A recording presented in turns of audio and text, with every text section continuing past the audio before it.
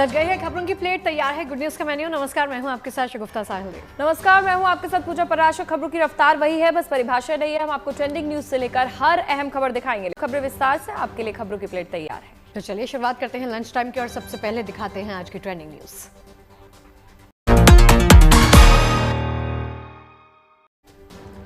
दिल्ली में rising north east summit 2025 का आगाज। पीएम मोदी कार्यक्रम में कर सकते हैं शिरकत। पूर्वोत्तर के राज्यों में निवेश बढ़ाने पर होगा जोर।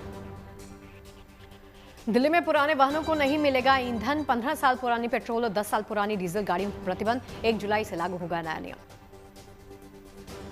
चारधाम यात्रा में श्रद्धालुओं का उत्साह। अब तक 12 लाख से ज्यादा तीर्थयात्रियों ने किए दर्शन पूजन। केदारनाथ पहुंचे 5 लाख से ज्यादा श्रद्धालु। घाटी में आतंकवाद के खिलाफ सेना का ऑपरेशन। किश्तवाड़ के जंगल में छिपे 4 आतंकवादियों की तलाश। सुरक्षा बलों का सर्च ऑपरेशन जारी।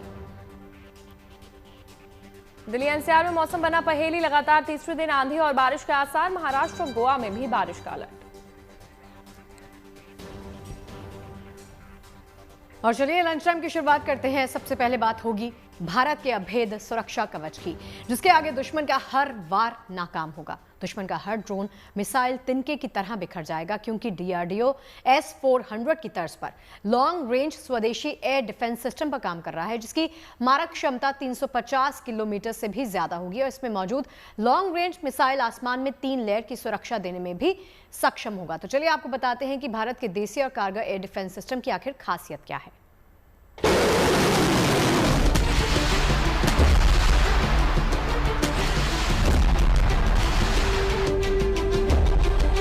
भारत की सरजमी पर नापाक हमले की हर कोशिश होगी नाकाम।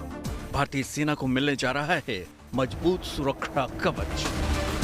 हाल ही के दिनों में भारत पाकिस्तान के बीच तनाव की स्थिति में भारतीय मिसाइलों, ड्रोन और एयर डिफेंस सिस्टम के अभेद्य सुरक्षा कवच की चर्चा दुनिया भर में हुई और पूरी दुनिया ने भारत की डिफेंस ताकत को देखा। इनमें सबसे खास आकाश एयर डिफेंस और S-400 एयर डिफेंस सिस्टम रहा, जिसने पाकिस्तान के हर हमलों को हवा में ही ध्वस्त कर दिया। आसमान में भारतीय रक्षा कवच को और मजबूत करने के लिए डीआरडीओ अब S-400 की तर्ज पर स्वदेशी एयर डिफेंस सिस्टम बनाने पर काम कर रहा है, जिसकी मारक क्षमता रूस के S-400 से भी ज्यादा होगी। और ये पूरी तरह से स्वदेशी एयर डिफेंस सिस्टम होगा। दरअसल प्रोजेक्ट कुशा डीआरडीओ द्वारा विकसित एक लंबी दूरी की सतह से हवा में मार करने वाली मिसाइल प्रणाली है, जिसकी रेंज 350 किलोमीटर तक होगी। कुशा लड़ाकू विमान, क्रूज मिसाइल और बैलिस्टिक मिसाइलों को नष्ट करने में सक्षम होगी। खासकर इस एयर डिफेंस सिस्टम से दुश्मन के छोटे और कम दूरी के हमलों को भी डिस्ट्रॉय किया जा सकेगा। प्रोजेक्ट कुशा के बाद डीआरडीओ की QR-SAM, VL SRSAM और आकाश NG मिसाइल्स को भी तैयार करने की योजना है। QR-SAM यानी quick reaction surface to air missile, जिसकी रेंज 25 से 30 किलोमीटर की होगी। ये क्रूज मिसाइल ड्रोन और लड़ाकू विमानों को रोकने के लिए डिजाइन किया गया है। VL SRSAM vertical launch short range surface to air missile, जिसकी रेंज 20 से 30 किलोमीटर तक है।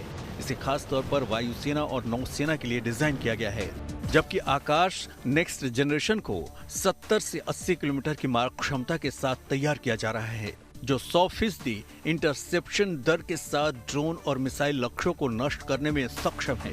खास बात यह है कि इन तीनों मिसाइलों का पिछले साल सफल परीक्षण भी किया गया था, जिससे अब अगले 1-2 साल में सेना को सौंपने का लक्ष्य रखा गया है। ये तीनों मिसाइलें दुश्मन के हर हमले को हवा में ही मार गिराने में सक्षम हैं। एक बात तो साफ है कि आने वाले दिनों में सरहद पर तनाव की स्थिति में ड्रोन और मिसाइल हमलों का खतरा बढ़ेगा, जिनसे निपटने के लिए भारत की तैयारी पूरी है और इसे लगातार और आधुनिक बनाने की कोशिश चल रही है। इसी योजना के तहत डीआरडीओ लगातार स्वदेशी मिसाइल्स, ड्रोन और एयर डिफेंस सिस्टम तैयार करने में जुटा है, जिससे न सिर्फ सरहद की सुरक्षा और सख्त होगी, बल्कि आसमान में भी दुश्मन के लिए ये अभेद्य होगा और दुश्मन को मुंह तोड़ जवाब भी मिलेगा। Bureau report, good news today.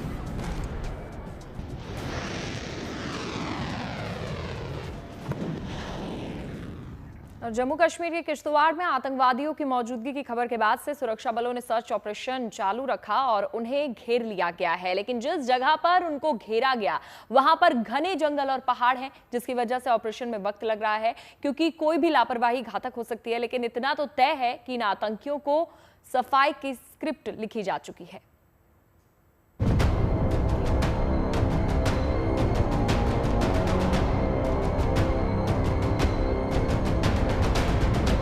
Jammu Kashmir के किश्तवाड़ में आतंकियों की मौजूदगी की खबर सुरक्षा बलों को मिली तो सुरक्षा बलों की टीम ने सर्च ऑपरेशन शुरू कर दिया।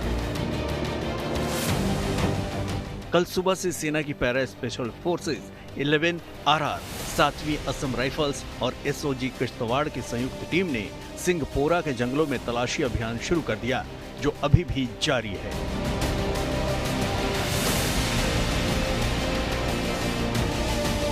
जम्मू कश्मीर के किश्तवाड़ जिले में जहां पर एक भीषण मुठभेड़ चल रही है सुरक्षा बलों और आतंकवादियों के बीच में, और इस समय भी अगर हम देखें तो लगातार सुरक्षा बल जो है तत्परता के साथ कार्य कर रहे हैं। प्राथमिकता यही है कि जो जंगल के इलाके में जो आतंकवादी छिपे हैं उनको जल्द से जल्द ढेर कर दिया जाए। दरअसल जो जानकारी मिली है कि 3 से 4 आतंकवादी जो हैं जंगल के इलाके में छिपे हुए हैं और उनको घेर लिया गया है, कॉर्डन लगा दिया गया है, और प्राथमिकता यही है कि वो यहां से भागने में सफल ना हो जाए।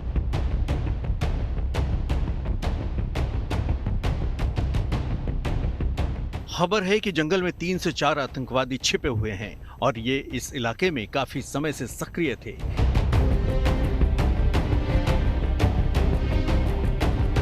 इसकी जानकारी सुरक्षा बलों को भी थी और वो उन पर नजर रखे हुए भी थे, लेकिन जब खबर पुख्ता हुई तो सुरक्षा बलों के जवानों ने धावा बोल दिया। जिस इलाके में आतंकवादियों के छिपने की खबर है वो भारी जंगल का इलाका है, जिसकी वजह से जवानों को परेशानी के साथ साथ ज्यादा सतर्क रहना पड़ रहा है। इस इलाके का भूगोल भी आतंकवादियों से मुकाबले में सुरक्षा बलों के आड़े आ रहा है।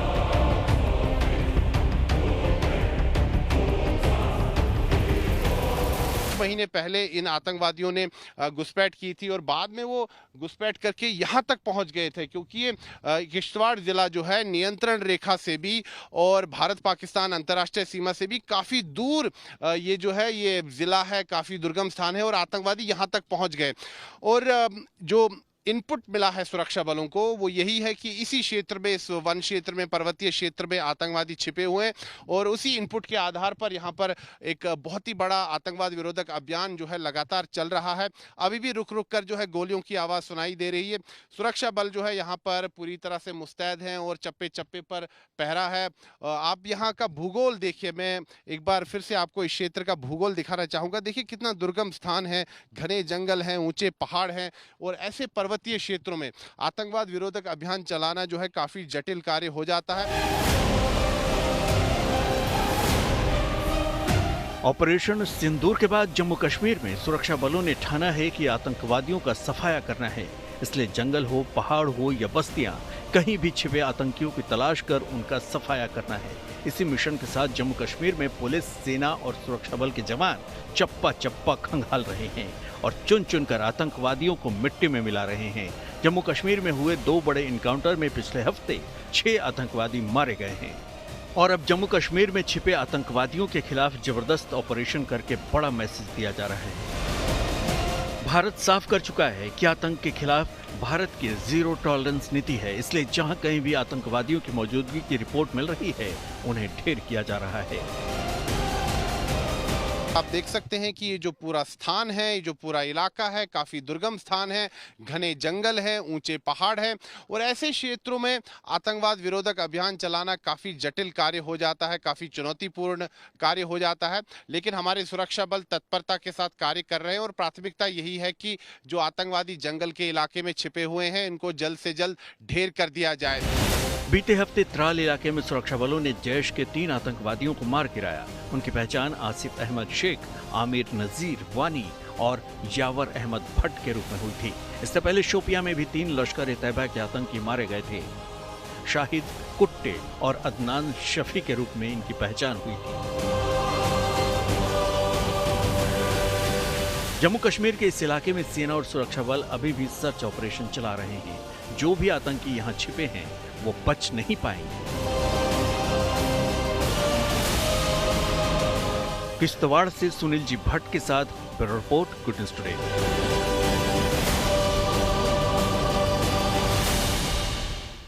छत्तीसगढ़ के नारायणपुर में नक्सलियों को मुठभेड़ में मार गिराने वाले जवानों को शानदार स्वागत उनका किया गया। लोगों ने तिलक लगाया, अबीर गुलाल से उनका स्वागत भी किया गया।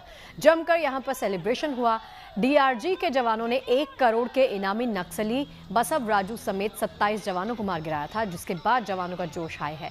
उन्होंने अपने स्वागत में उमड़े लोगों के साथ जमकर जश्न भी मनाया। उसी की ये तस्वीरें हैं।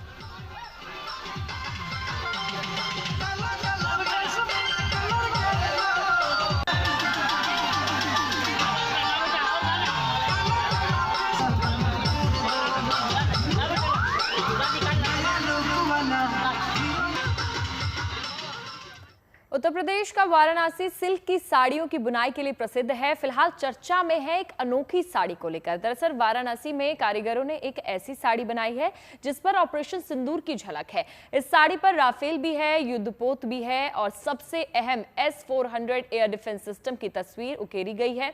ब्रह्मोस जैसी मिसाइलों को भी इस पर दिखाया गया। यानी इस साड़ी पर सेना के शौर्य और पराक्रम को बेहतरीन ढंग से पेश किया गया है। कारीगरों और कारोबारी की इच्छा है कि ये साड़ी कर्नल सोफिया कुरैशी और विंग कमांडर व्योमिका सिंह को पहुंचाई जाए।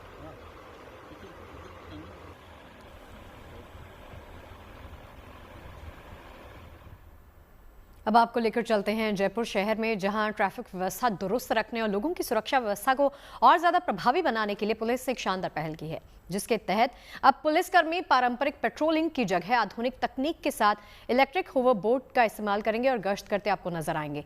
बता दें कि होवरबोर्ड सेल्फ बैलेंसिंग टेक्नोलॉजी है। ये एक आधुनिक इलेक्ट्रिक डिवाइस है जो 2 पहियों, एक स्टैंडिंग प्लेटफॉर्म और बैलेंस बनाए रखने के लिए सिस्टम के साथ लैस होता है। फिलहाल ये एक ट्रायल है जिसे खासतौर से शहर की बिजी सड़कों, बाजारों और संकरी गलियों में क्विक रिएक्शन देने के लिए किया जा रहा है। और इस नई पहल का ये पहला चरण है जिसमें पुलिस विभाग ने 5 होवरबोर्ड मंगवाए हैं, जिनके इस्तेमाल का मकसद यही है कि भीड़भाड़ वाले इलाकों में पुलिस की मौजूदगी और उसका किसी एक्शन पर रिएक्शन समय पर हो पाए। तो देखिए, बेहतर ट्रैफिक व्यवस्था और सुचारू रूप से ट्रैफिक को चलाने के लिए और लोगों को नियम कायदे समझाने के लिए ये जयपुर पुलिस की एक शानदार पहल, जिसकी हर कोई सराहना भी कर रहा है। होवरबोर्ड जो कि सेल्फ बैलेंसिंग टेक्नोलॉजी कही जा रही है। देखिए, बैलेंस करना थोड़ा सा मुश्किल होता है, लेकिन क्योंकि इनको बाकायदा इसमें ट्रेन किया जाता है, ट्रेनिंग सेशंस होते हैं, उसके बाद इस होवरबोर्ड पर ये लोगों को बता रहे हैं कि आपको किस तरह से जागरूक रहना है।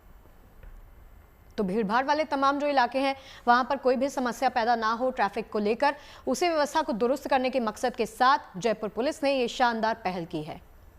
तो भीड़ वाले इलाकों में ये होवरबोर्ड पहुंचाई जाएगी। ट्रैफिक पुलिस की ये शानदार पहल शुरू हो चुकी है।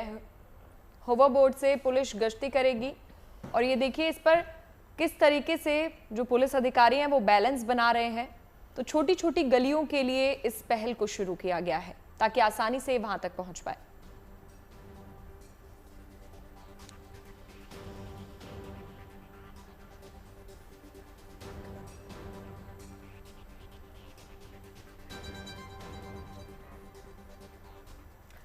तो अब हर जगह तकनीक का इस्तेमाल किया जा रहा है। देश में ट्रेनों की सफाई के लिए भी ड्रोन का इस्तेमाल होने लगा है। असम में कामाख्या रेलवे स्टेशन पर खड़ी एक ट्रेन की ड्रोन से सफाई की गई। ट्रेनों और रेलवे स्टेशन को साफ सुथरा रखने के लिए अपनाए जा रहे इस तरीके को लोग इसकी सराहना कर रहे हैं। ट्रेन की सफाई का ये वीडियो सोशल मीडिया पर काफी वायरल हो रहा है। असम में जब ट्रेन लास्ट स्टेशन पर पहुंचती है और सभी यात्री उतर जाते हैं तो अगली यात्रा के लिए ट्रेन को साफ किया जाता है। अमूमन ट्रेनों की मैनुअल सफाई होती है, जहां पर कुछ सफाई कर्मी पाइप से पानी डालकर पूरी ट्रेन की सफाई करते हैं।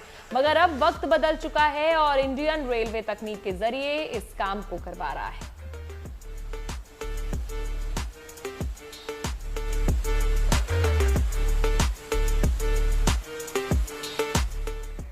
और चलिए अब बात करते हैं मौसम की, उसके मिजाज की। देखिए, मौसम इन दिनों अटखेलियां कर रहा है। कब बारिश हो जाए, कब तेज धूप निकल आए, पता ही नहीं चलता। देश के कुछ हिस्सों में ऐसा ही हाल है, कहीं बारिश है तो कहीं धूप है। बिल्कुल शगुफ्ता, अगर हम राजधानी दिल्ली की बात करें तो मौसम विभाग ने दिल्ली में आज तूफान और हल्की बारिश का अलर्ट जारी किया है। मौसम के इस बदलते हुए मिजाज के साथ ही फिलहाल हीट वेव नहीं चलने की जानकारी दी गई है। लिहाजा माना जा सकता है कि दिल्ली और आसपास के इलाकों में वीकेंड खुशगवार रहने की उम्मीद है। वहीं मुंबई और आसपास के इलाकों और हिमाचल के पहाड़ों में भी अच्छी बरसात के आसार हैं। देखिए, दूसरी तरफ मानसून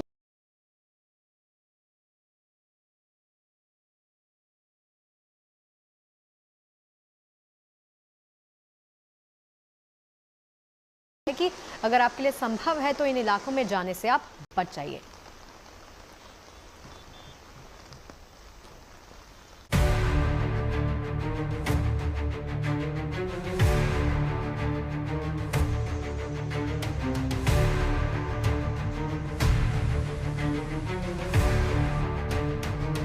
देश के अलग अलग हिस्सों में मौसम अलग अलग रंग दिखा रहा है। कहीं बारिश लोगों को भिगो रही है तो कहीं चिलचिलाती गर्मी लोगों के पसीने छुड़ा रही है। एक ही राज्य के अलग अलग हिस्सों में मौसम का अलग अलग रंग ढंग नजर आ रहा है। एक तरफ महाराष्ट्र में मुंबई, पुणे सहित कई इलाकों में भारी बारिश हुई। गुजरात में भारी बारिश का अलर्ट जारी किया गया है। वहीं जम्मू कश्मीर के श्रीनगर में मौसम ने अपना अलग रंग दिखाया। श्रीनगर में गुरुवार को मई के महीने में करीब 6 दशक में सबसे अधिक तापमान 34.4 डिग्री सेल्सियस दर्ज किया गया। दक्षिण कश्मीर के अनंतनाग जिले के कोकरनाग में मई महीने में अब तक का सबसे अधिकतम तापमान 33.3 डिग्री सेल्सियस दर्ज किया गया। राजस्थान की बात करें तो यहाँ भी मौसम पहेली बना हुआ है। कहीं गर्मी अपने तेवर दिखा रही है तो कहीं आंधी और बारिश का अनुमान है। उत्तर पश्चिमी राजस्थान की बात करें तो यहाँ के कई इलाकों में भीषण गर्मी और लू का अनुमान है। श्रीगंगानगर में तापमान 47.6 डिग्री दर्ज किया गया। फिलहाल उत्तर पश्चिमी राजस्थान के कुछ भागों में हीट वेव से सीवियर हीट वेव की परिस्थिति बनी हुई है। पिछले 24 घंटों में सर्वाधिक अधिकतम तापमान श्रीगंगानगर में 47.6 डिग्री सेल्सियस रिपोर्ट हुआ है। अगले 3 दिनों के दौरान बीकानेर संभाग के कुछ भागों और सीमावर्ती क्षेत्रों में ज़्यादातर स्थानों पर अधिकतम तापमान 45 से 48 डिग्री सेल्सियस के बीच रिकॉर्ड हो सकता है। खासकर गंगानगर, हनुमानगढ़, बीकानेर क्षेत्रों में अगले 3 दिनों के लिए मौसम विज्ञान केंद्र जयपुर की ओर से सीवियर हीट वेव और वार्म नाइट कंडीशन के लिए रेड अलर्ट जारी किया गया है। एक तरफ गर्मी और लू का अलर्ट तो दूसरी तरफ उदयपुर, कोटा संभाग में आंधी बारिश का अनुमान जताया गया है। अजमेर और जयपुर में भी बूंदाबांदी की संभावना जताई गई है। अगले 24 घंटों बाद दोपहर बाद शाम के समय थंडरस्टॉर्म, डस्ट स्टॉर्म और तेज हवाओं के साथ हल्की बूंदाबांदी कहीं कहीं हो सकती है।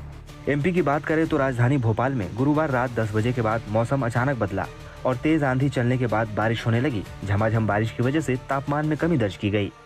गुजरात रीजन और सौराष्ट्र के कच्छ में भी कई जगहों पर भारी बारिश का अनुमान जताया गया है। दक्षिण गुजरात के कई जगहों पर भारी बारिश से लोगों को सावधान किया गया है। प्रशासन भी अलर्ट मोड पर आ चुका है। अरब सागर में लो प्रेशर बनने की वजह से गुजरात के कई जिलों में भारी बारिश की चेतावनी मौसम विभाग की तरफ से जारी की गई है, जिसके बाद गुजरात के मुख्यमंत्री भूपेंद्र पटेल द्वारा स्टेट इमरजेंसी कंट्रोल सेंटर को 24 घंटे चालू रखने के आदेश जारी कर दिए हैं। साथ ही में सभी जिला प्रशासन को कहा गया है कि तेज हवाएं चलेंगी और अति भारी बारिश हो सकती है। ऐसी स्थिति में जरूरी सारी जो तैयारियां हैं वो जिला प्रशासन की तरफ से कर ली जाए। मौसम विभाग की चेतावनी की बात करें तो 25 तारीख तक सौराष्ट्र और दक्षिण गुजरात में भारी बारिश की चेतावनी दी गई है। आने वाले 25 तारीख तक मछुआरों को भी समुद्र में नहीं जाने की चेतावनी मौसम विभाग की तरफ से जारी कर दी गई है। कोंकण, गोवा में 3 दिनों तक भारी बारिश का रेड अलर्ट है। वहीं साउथ इंडिया के कई राज्यों में भी बारिश के आसार हैं। कोंकण, गोवा की बात करें, हमारा अनुमान ये है कि आने वाले 3 दिन वहाँ पे एक्सट्रीमली हैवी रेनफॉल रहने का अनुमान है, 20 सेंटीमीटर से ज़्यादा। वहाँ हमारा रेड अलर्ट रहेगा और बाकी हिस्सों में हमारा ऑरेंज अलर्ट रहेगा। वहाँ starting from Kerala, coastal Karnataka और साउथ इंटीरियर कर्नाटका, ये सारी जगह में हमारा अनुमान ये है कि 12 सेंटीमीटर से ज़्यादा रेनफॉल हो सकता है। मौसम विभाग का पूर्वानुमान है कि देश के कई हिस्सों में भारी से अति भारी बारिश देखने को मिल सकती है। इसके अलावा 1-2 दिनों तक उत्तराखंड, हिमाचल प्रदेश और उत्तर प्रदेश में गरज के साथ तेज हवाएं चलने की संभावना है। दिल्ली से मनीषा लड्डा और अहमदाबाद से अतुल तिवारी के साथ bureau report, good news today. मौसम विभाग ने दिल्ली में आज तूफान और हल्की बारिश का अलर्ट जारी किया है। मौसम के इस बदले हुए मिजाज के साथ ही फिलहाल हीट वेव नहीं चलने की जानकारी दी गई। लिहाजा माना जा सकता है कि दिल्ली और आसपास के इलाकों में वीकेंड अच्छा रहने वाला है। मुंबई और आसपास के इलाकों और हिमाचल के पहाड़ों में भी एक अच्छी बरसात के आसार नजर आ रहे हैं।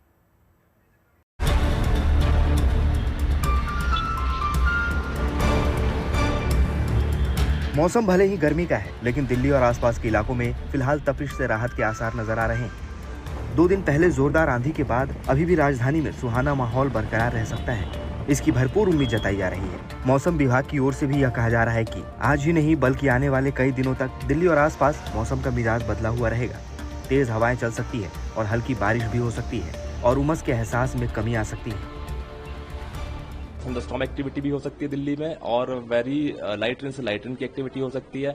विंड स्पीड जो है आपकी 20 से 30 किलोमीटर से लेकर 40 किलोमीटर तक की भी रहने की संभावना है। अधिकतम तापमान जो है वो 38 से 40 डिग्री सेंटीग्रेड की रेंज में रहेंगे और बीच में अगले 5 दिनों के दौरान कुछ एक दिनों में 37 से 39 डिग्री भी आ सकते हैं और फिर ये मतलब 40 डिग्री के आसपास 40 से 40 डिग्री के आसपास ये रहने की संभावना है। मौसम विभाग के मुताबिक बुधवार को पंजाब और हरियाणा के आसपास चक्रवाती गतिविधि का खास असर दिल्ली और एनसीआर में भी देखने को मिला। लिहाजा जहां एक ओर दिल्ली में 40 डिग्री तापमान में 50 डिग्री जैसी गर्मी का एहसास हो रहा था, वहीं आंधी और बारिश के बाद माहौल बिल्कुल बदला हुआ दिखा। बुधवार शाम को आई बहुत तेज आंधी और बारिश का सीधा असर तापमान पर पड़ा। दिल्ली में अधिकतम तापमान से औसत में 5.5 डिग्री तक गिरावट दर्ज की गई और गुरुवार की सुबह गर्मी से राहत दिलाने वाली रही। राजधानी में न्यूनतम तापमान गिरकर 20.8 डिग्री सेल्सियस हो गया, जो मौसम के सामान्य तापमान से 5.9 डिग्री सेल्सियस कम है। वहीं मौसम विभाग की माने तो बारिश के आसार देश की आर्थिक राजधानी मुंबई सहित महाराष्ट्र के कई इलाकों में भी है। अरब सागर में बने दबाव के कारण मुंबई से लेकर गोवा समेत आसपास के तमाम इलाकों में बारिश के आसार हैं। गोवा में अगले 3 दिनों के लिए आइसोलेटेड एक्सट्रीमली हैवी रेनफॉल की वार्निंग जारी की गई है। यहाँ पर रेड अलर्ट दिया गया है और इसके आसपास के जो क्षेत्र मध्य महाराष्ट्र है और जो बाकी के जो वेस्ट कोस्ट के इलाके हैं वहां पर isolated heavy to very heavy rainfall की वार्निंग जारी की गई है। उधर हिमाचल प्रदेश के पहाड़ों में भी आने वाले दिनों में बारिश का दौर जारी रहने के आसार हैं। मौसम विभाग के अनुसार हिमाचल प्रदेश के कई भागों में 28 मई तक बारिश हो सकती है। कांगड़ा, कुल्लू, मंडी, शिमला, सोनल और सिरमौर जिले के कुछ स्थानों पर ओले पड़ने और अंधड़ का ऑरेंज अलर्ट भी जारी किया गया है। हिमाचल के मैदानी इलाकों में तापमान 34 से 39 डिग्री सेल्सियस के बीच बना हुआ है, जो सामान्य से 2 डिग्री सेल्सियस ज्यादा है। लेकिन बारिश के बाद पारा गिर सकता है और मौसम और भी खुशगवार हो सकता है। शिमला से विकास शर्मा के साथ bureau report, good news today. आपको दे देते हैं, अयोध्या में पहुंचे हैं यूपी के सीएम योगी आदित्यनाथ, जिन्होंने हनुमंत मंडपम का लोकार्पण किया है। तो इस वक्त की बड़ी और शानदार खबर आपको दिखा रहे हैं। सीएम योगी आदित्यनाथ हनुमानगढ़ी में उन्होंने पूजा अर्चना भी की। यहां पर हनुमंत मंडपम का लोकार्पण करते हुए सीएम योगी आदित्यनाथ को देखा गया है और उनके साथ तमाम आलाधिकारी भी इस दौरान मौजूद रहे। हनुमानगढ़ी इसके बाद उनका दौरा था, वहां पर पहुंचे और पूजा अर्चना करते हुए सीएम योगी आदित्यनाथ नजर आए। राम दरबार में प्रतिमा लगाने का अनुष्ठान भी यहाँ पर किया जाएगा और प्रथम तौर पर प्रतिमा भी यहाँ पर स्थापित की जाएगी। तो इस वक्त की बड़ी खबर आप तक पहुंचा रहे हैं। सीएम योगी ने हनुमंत मंडपम का लोकार्पण किया और ऐसे में तमाम प्रतिमाएं यहाँ पर लगाई जाएंगी और ये शानदार खबर आप तक पहुंचा रहे हैं। सीएम योगी आदित्यनाथ अब वहां पर पहुंच गए हैं और हनुमंत मंडपम का लोकार्पण करते हुए वहां पर नजर आए। देखिए, आज अयोध्या में 2 घंटे तक सीएम योगी आदित्यनाथ यहां पर रहने वाले हैं। उनका आज अयोध्या का दौरा है। 11:55 पर सीएम का हेलीकॉप्टर रामकथा पार्क पर लैंड हुआ। इसके बाद हनुमानगढ़ी मंदिर दर्शन करने के लिए वो पहुंचे। यहां हनुमानगढ़ी के गद्दी नशीन महंत प्रेमदास महाराज ने सीएम योगी को चांदी का मुकुट भी पहनाया और गदा देकर सीएम योगी आदित्यनाथ का उन्होंने स्वागत भी किया। तो हनुमानगढ़ी में आपको बता दें, नवनिर्मित 5000 लोगों की क्षमता वाले हनुमत कथा मंडपम का लोकार्पण उन्होंने किया है। सीएम योगी आदित्यनाथ क्या कुछ इस बीच कह रहे हैं, चलिए सुनाते हैं आपको। तो जब जमीनी धरातल पर उतारने के लिए हम लोगों ने कार्य प्रारंभ किया तो मैं अभिनंदन करूंगा अयोध्या वासियों का कि अयोध्या वासियों ने उसका अक्षरशः पालन करने में अपना योगदान दिया। कोई विरोध नहीं, कोई प्रदर्शन नहीं, किसी को कम मिला होगा, किसी को मिल भी गया होगा, लेकिन हमारे भगवान के भव्य स्वरूप को सबके सामने वैश्विक मंच तक पहुंचाने का जो अभियान चल रहा है, इसमें मैं भी अपनी क्षमता के अनुरूप योगदान कर सकूं। अगर सेतु बंध के निर्माण में गिलहरी ने योगदान दिया है, मैं तो मनुष्य हूं, मनुष्य के रूप में ये मेरा भी योगदान होगा। और आज अयोध्या भव्य दिख रही है, आप देख रहे होंगे। अब कोई भी अयोध्या आता है, प्रश्न नहीं खड़ा करता हमारे सामने। मुझे याद है अयोध्या के विकास के लिए हम लोग चिंतित होते थे। गोरखपीठ का अयोध्या से संबंध आज से नहीं, 3-3 पीढ़ी से अयोध्या आते थे। टूटी फूटी सड़कें, दिन में बिजली नहीं होती थी, रात्रि में भी 3 घंटे 4 घंटे मिल गई गनीमत है। गलियों में गंदगी रहती थी, घाटों में गंदगी रहती थी। राम जी की पेड़ी का पानी निकलता ही नहीं था, वहीं सड़ता रहता था। और अव्यवस्था का आलम इस कदर था, हर दूसरे दिन कर्फ्यू बंद, अव्यवस्था, सरकार के स्तर पर अपमानित करने की कार्रवाई, लगातार प्रताड़ना की कार्रवाई। अयोध्या एक गुमनाम सिटी के रूप में अपने अस्तित्व के लिए जूझ रही थी। आज ऐसा नहीं है। याद करिए, जब पहली बार हम लोगों ने अयोध्या धाम में 2017 में दीपोत्सव के कार्यक्रम के साथ हम जुड़ने के लिए आए थे। मेरा विश्वास था ये दीपावली तो अयोध्या ने दी है दुनिया को, भारत को दिए सनातन धर्म का प्रमुख पर्व और त्योहार अयोध्या ने दीपावली के रूप में दिया है। और भगवान श्री राम ने विजयादशमी का पर्व भी लंका विजय के उपलक्ष्य में इसी अयोध्या की देन है। तो लोग जब बोलते थे कैसे होगा, हमने कहा होगा। अयोध्या का वैभव आएगा, जरूर आएगा, कोई रोक नहीं पाएगा। दीपोत्सव के कार्यक्रम के साथ हम जुड़ने के लिए आए थे और मुझे याद है यहां के सभी पूज्य संत जन एक साथ एक मंच पर आकर के भगवान का अभिषेक करने के लिए उन्होंने भी पूरा योगदान दिया। और आज देखिए, आपकी जो कृपा उस समय थी, उसके उपरांत फिर 5 अगस्त 2020 को जब नवंबर 19 में राम जन्मभूमि का फैसला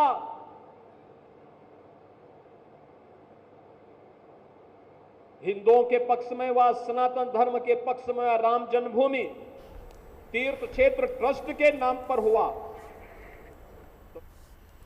तो देखिए, अयोध्या पिछले कुछ सालों में कितनी परिवर्तित हुई है, अयोध्या का किस तरह से कायाकल्प हुआ है, उसके बारे में योगी आदित्यनाथ बता रहे थे कि दिवाली एक ऐसा पर्व जिसको हमने दुनिया तक पहुंचाया और साथ ही साथ दुनिया वाले यहां पर अब आकर देखते हैं कि अयोध्या में क्या कुछ हो सकता है। बिल्कुल, और अब आपको लेकर चलते हैं चारधाम यात्रा पर। चारधाम यात्रा के लिए तीर्थ यात्रियों की तादाद दिनों दिन अब बढ़ती जा रही है। सबसे ज्यादा श्रद्धालु बाबा केदार के दर्शन करने केदारनाथ धाम पहुंच रहे हैं और दर्शन का एक नया रिकॉर्ड भी बना रहे हैं। मौसम की बेरुखी भी लोगों का हौसला नहीं तोड़ पा रही। आस्था और श्रद्धा से भरपूर लोग बाबा के दर्शन की अपनी मनोकामना पूरी करने के लिए यहाँ पर पहुंच रहे हैं। इस बार चारधाम यात्रा में अभी तक सबसे अधिक श्रद्धालु बाबा केदारनाथ के धाम में दर्शन के लिए पहुंचे हैं। वहीं रिपोर्ट्स के मुताबिक 2 मई को कपाट खुलने के बाद अब तक यानी कि 21 दिनों में 4,77,000 से ज्यादा श्रद्धालु केदारनाथ पहुंच चुके हैं। देखिए, इसी बीच आपको बता दें कि अगर आप भी चारधाम यात्रा जाने की सोच रहे हैं या प्लान कर रहे हैं तो हेल्थ को लेकर आपको जागरूक रहना है। बदलता मौसम एक बड़ी चुनौती होता है, तो बदलते मौसम के हिसाब से अपनी तैयारी पूरी करके ही आपको यात्रा के लिए प्रस्थान करना है।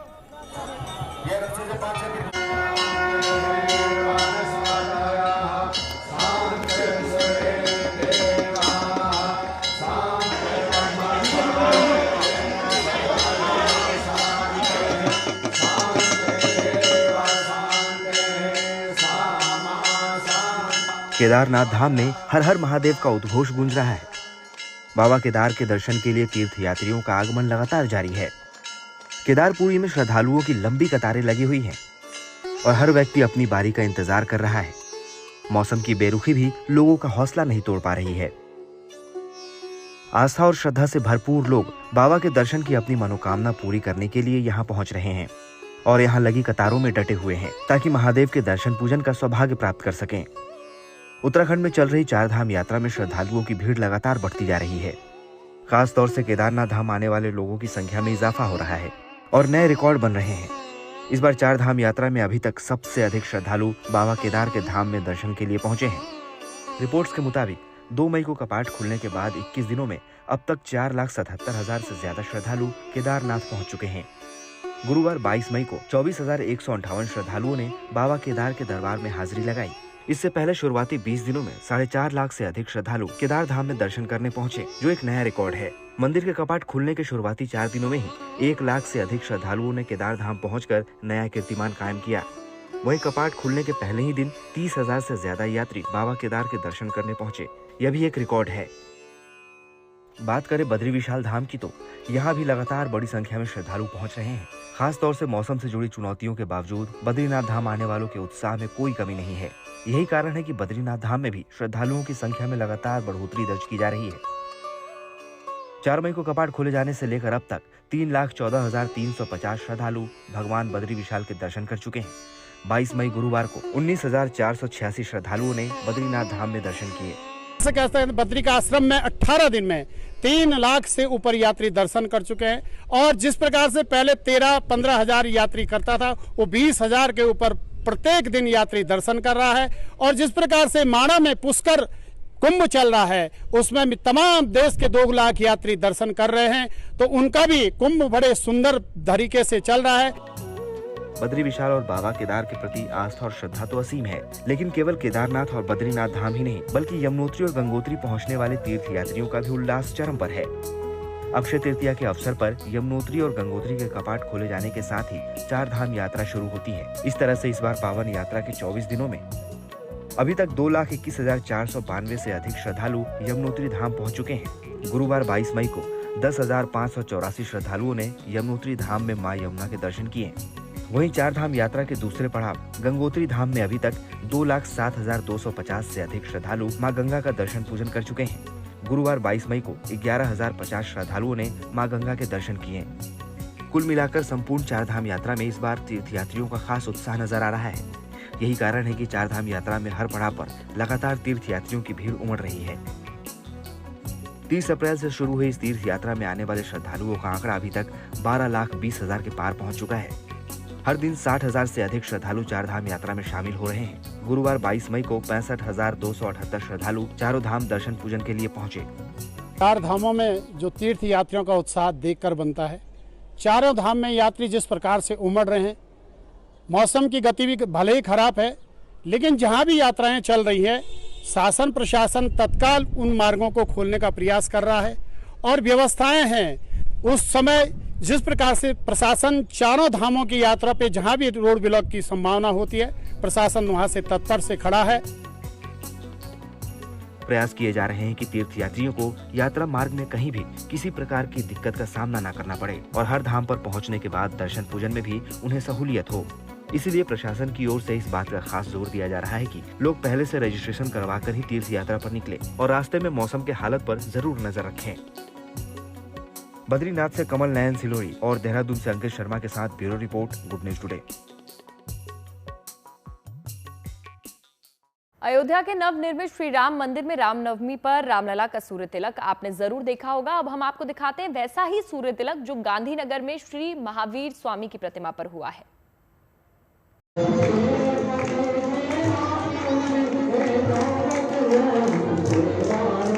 सूर्य तिलक से आलोकित भगवान श्री महावीर स्वामी के इस भव्य छवि के दिव्य दर्शन हर साल केवल एक ही दिन होते हैं। हर साल 22 मई को गांधीनगर के कोबा में स्थित श्री महावीर आराधना केंद्र में स्थापित श्री महावीर स्वामी की प्रतिमा के ललाट पर दिन में 2:07 पर जब सूर्यदेव की रश्मियां तिलक करती हैं तो माहौल देखने लायक होता है। यहाँ पर श्री महावीर स्वामी के सूर्य तिलक की ये परंपरा 39 साल से चली आ रही है। जैन धर्म के परम पूज्य आचार्य भगवंत कैलाश सागर सुरेश्वर जी महाराज साहब की समाधि की याद में यहाँ पर हर साल ये परंपरा निभाई जाती है। यादगिरी में आज से 39 साल पहले जब उनकी यहाँ समाधि की गई, यहाँ जहाँ गुरु मंदिर स्थित है, वहाँ उनकी यादगिरी में परम पूज्य राष्ट्र संत आचार्य भगवंत पद्म सागर सुरेश्वर जी महाराजा और उनके शिष्य वर्ग ने जैन धर्म को ध्यान में रखते हुए, उसका खगोल और विज्ञान ध्यान में रखते हुए ये देरासर जो बना है उसकी शिखर की रचना ऐसे की कि ये तारीख को हर वर्ष 2:07 को सूर्यदेव भगवान के ललाट को स्पर्श करे। जैन धर्म से जुड़े हजारों श्रद्धालु इस खास अवसर का साक्षी बनने के लिए यहाँ पहुँचते हैं। हर वर्ष इस दिन ठीक 2:07 पर ही यहाँ श्री महावीर स्वामी का सूर्य तिलक होता है। इसके समय में कभी कोई बदलाव नहीं हुआ, क्योंकि इसके पीछे वजह भी बेहद खास है। ऐसा माना जाता है और है भी कि कैलाश सागर सुरेश्वर महाराज का देहांत कालधर्म आज के दिन 38 साल पहले हुआ था, और जब अंतिम क्रिया शुरू हुई 2:07:39 को, तो उसी टाइम सूर्यनारायण भगवान ने सूर्य किरण नहीं परंतु सूर्य तिलक के स्वरूप में दर्शन दिए। उसी दिन से आज कोई माने या न माने, मगर है तो है। बताया जाता है कि श्री महावीर स्वामी की प्रतिमा के ललाट पर सूर्य की किरणें लगातार 3 मिनट तक पड़ती रहती हैं। इस दौरान बीच में न कभी बादल आता है या किसी और तरीके से कोई छाया नहीं पड़ती, और तमाम लोग मंत्रमुग्ध होकर इस अलौकिक घटना का दीदार करते हैं। गांधीनगर से अतुल तिवारी के साथ bureau report, good news today.